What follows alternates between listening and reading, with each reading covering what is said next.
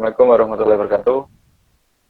Ini kami dari kelompok 5 akan memperlihatkan tentang referensi cetak dengan nama kelompok Kevin Surya Adi Nugraha dengan NIM 1761. Saya sendiri Devi Ferrari Armanto 1799, Raditya Yusuf Bibisono 1707. Dalam presentasi kami akan menjelaskan referensi cetak, pengertian, tujuan, jenis-jenis, contoh referensi cetak. Referensi cetak.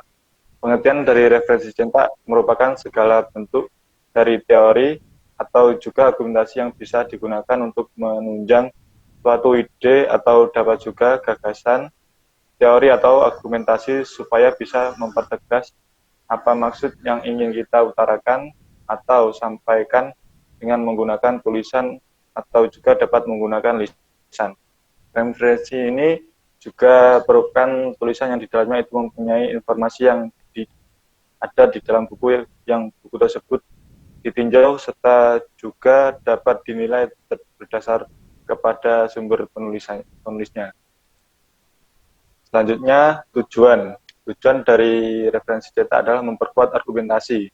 Dari referensi tersebut dapat digunakan sebagai sebuah bahan untuk memperkuat dan menunjang suatu argumen ataupun juga teori yang dikemukakan itu di dalam bentuk tulisan.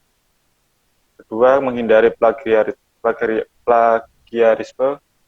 Tujuan selanjutnya ialah sebagai penghalang dari suatu tindakan plagiat atau sebuah hasil karya dari milik orang lain. Yang ketiga, menghargai karya orang lain. Tujuan tersebut bisa mencantumkan referensi ialah sebagai penghargaan atas karya orang lain. Yang keempat, memberikan informasi kepada para pembaca. Ini bertujuan untuk bisa memberikan suatu informasi kepada para pembacanya tentang hal, sumber asli, dan juga terlengkap dari suatu teori atau juga pendapat tersebut. Selanjutnya, jenis-jenis referensi akan dijelaskan oleh Raditya Yusuf. Jenis-jenis referensi. Referensi bisa dalam bentuk faktual maupun non-faktual. Referensi faktual umumnya dalam bentuk objek faktual, statistik, kesaksian, dan lainnya. Sedangkan referensi non-faktual umumnya berbentuk cerita, hipotesis, kutipan sastra, dan analogi. Nah, jenis-jenis referensi ini ada 3, yaitu kutipan, catatan kaki, dan bibliografi. Kutipan merupakan salah satu jenis referensi yang dirujuk dari banyak sumber dengan cara menyalin kalimat, paragraf, teori atau juga argumentasi dari seorang yang ahli di bidang tertentu untuk melengkapi penulisan yang dibuat. Kutipan ini terdapat dua jenis, yaitu ada kutipan langsung dan kutipan tidak langsung. Untuk kutipan langsung, merupakan suatu kutipan yang dituliskan langsung serta juga sama persis dengan apa yang terkandung di sumbernya, dan juga disertai dengan data pustaka ialah sebagai informasi tambahan tentang sumber dari kutipan itu. Sedangkan kutipan tidak langsung ini penulisannya dengan bahasa sendiri yang di dalamnya itu tidak merubah makna dari sumbernya dengan cara menuliskan data pustakanya. Selanjutnya, catatan kaki.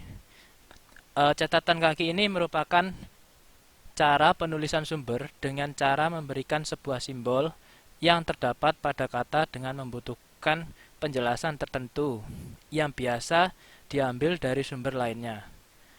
Di dalam catatan kaki itu dapat dituliskan di margin bawah karya tulis dengan berisikan penjelasan tentang kata yang dimaksudkan dengan lengkap.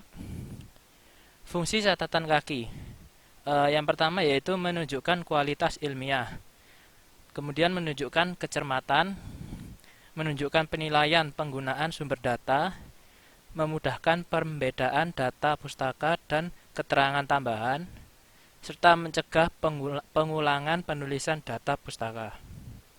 Kemudian, cara penulisan catatan kaki ini yaitu yang pertama, catatan kaki dipisah dari naskah halaman yang sama dengan jarak 3 spasi.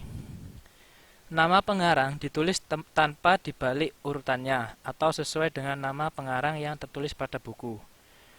Jika nama pengarang tertulis lengkap dengan gelar akademik, pada catatan kaki harus ditulis gelar tersebut. Selanjutnya, bibliografi. Menurut Goris Keraf, yang dimaksud dengan bibliografi atau daftar kepustakaan adalah sebuah daftar yang berisi judul buku, artikel, dan bahan-bahan penerbitan lainnya yang mempunyai pertalian dengan sebuah karangan atau sebagian dan karangan yang tengah digarap. Bibliografi sendiri berfungsi sebagai untuk dapat memberikan deskripsi yang penting tentang buku. Kemudian juga berfungsi sebagai pelengkap dari catatan kaki dan juga untuk mengetahui keterangan-keterangan yang lengkap dari catatan kaki. Unsur-unsur bibliografi yaitu sebagai berikut. Yang pertama, terdapat nama pengarang yang dikutip secara lengkap, kemudian judul buku, termasuk judul tambahannya, data publikasi, penerbit, tempat penerbit, tahun terbit, cetakan keberapa, nomor jilid, dan tebal buku tersebut. Kemudian yang terakhir ada, untuk sebuah artikel diperlukan pula judul artikel yang bersangkutan, nama majalah, jilid, nomor, dan tahun. Selanjutnya penyusunan bibliografi. Yang pertama yaitu nama pengarang, kemudian koma, selanjutnya judul buku, koma, nama kota, titik 2, nama penerbit, koma, tahun terbit, titik. Nah, untuk urutannya yaitu urut abjad nama pengarang. Contohnya Munandar, Utami, seperti yang ditunjukkan. Kemudian cara kedua, nama pengarang dibalik atau dari belakang ke depan. Kemudian titik, tahun penerbit, titik, judul buku, selanjutnya titik, ensiklopedia, titik, terus nama kota, titik 2, nama penerbit, titik. Nah, untuk urutannya juga sama, yaitu urut abjad nama pengarang. Contohnya seperti pada slide ini. Kemudian contoh referensi cetak akan dijelaskan oleh teman saya, yaitu Kevin. Contoh referensi cetak, Technical Encyclopedia.